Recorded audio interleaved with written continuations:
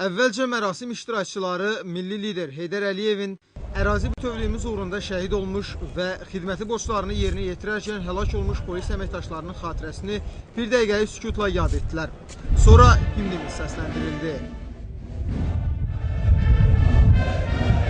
Mərasimdə çıxış edən Daxili İşlər Naziri Ramil Usubov bildirdi ki, Azərbaycanda polislərin peşə bayramının keçirilməsinə milli lider Heydər Əliyevin 1998-ci ildə imzaladığı fərmanla başlanılıb və artıq 17 ildir iyulun 2-sində polislərin peşə bayramı qeyd edilir.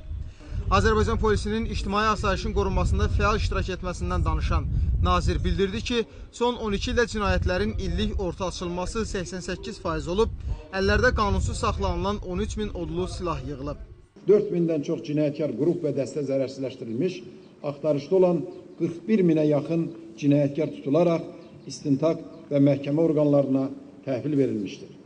Əllərdə qanunsuz saxlanılan 13 min odlu silah yığılmış və onun tətbiqi ilə törədilən cinayətlər əhəmiyyətli dərəcədə azalmışdır. Məqsədyönlü profilaktik tədbirlər sayəsində qeydə alınan hüquqazid əməllərin 89%-ni böyük ictimai təhlükə törətməyən cinayətlər təşkil edir. Yalnız 11%-ni ağır və xüsusilə ağır cinayətlər təşkil edir. Bakı 2015 ilk Avropa oyunlarının uğurla keçdiyini deyən Ramil Usubov bildirdi ki, oyunlar zamanı ictimai asayişin mühafizəsinə Daxili İşlər Nazirliyinin 25 mindən çox əməkdaşı və hərbi qulluqçusu cəlb edilib. Onlar da qarşıya qoyulan vəzifələrin öhdəsindən layiqincə gəliblər. Mərasimdə iştirak edən Prezident Administrasiyasının hüquq mühafizə orqanları ilə iş şöbəsinin müdiri Fuad Ələsgərov isə polislərin işlərinin təkmilləşdirilməsi ilə bərabər sosial durumlarının yaxşılaşdırılmasının da diqqətdə saxlanıldığını dedi. 2004-2015-ci illərdə bu istiqamətdə Cənab Prezident tərəfindən 9 sərəncam, habelə 2003-cü ildən etibarən Daxili İşlər Nazirliyinin fəaliyyətinin tənzimlənməsi və təkmilləşdirilməsi ilə bağlı yüzlərlə qanunvericilik aktları imzalanmışdır. Sonra Polis Akademiyasını fərqlənmə ilə bitirənlərə diplomları və polis baş leytenantı xüsusi rütbələri təqdim olundu. Akademiyanın yaş kötüyünə rəmzi xatirə lövhəsi vuruldu. Daha sonra Akademiyanın döyüş bayrağı 4-cü kurs müdavimlərinə təhvil verildi.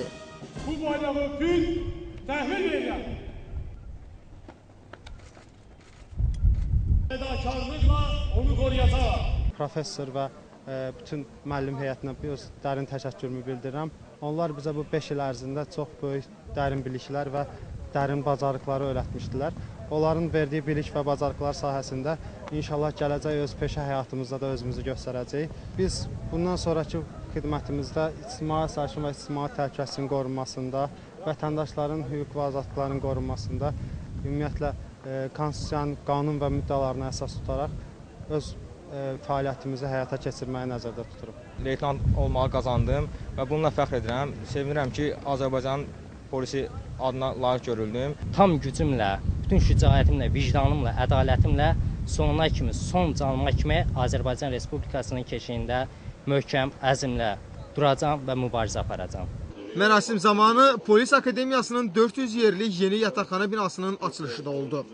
Vüsal Qaraca, Elvin Muradov, Lider TV.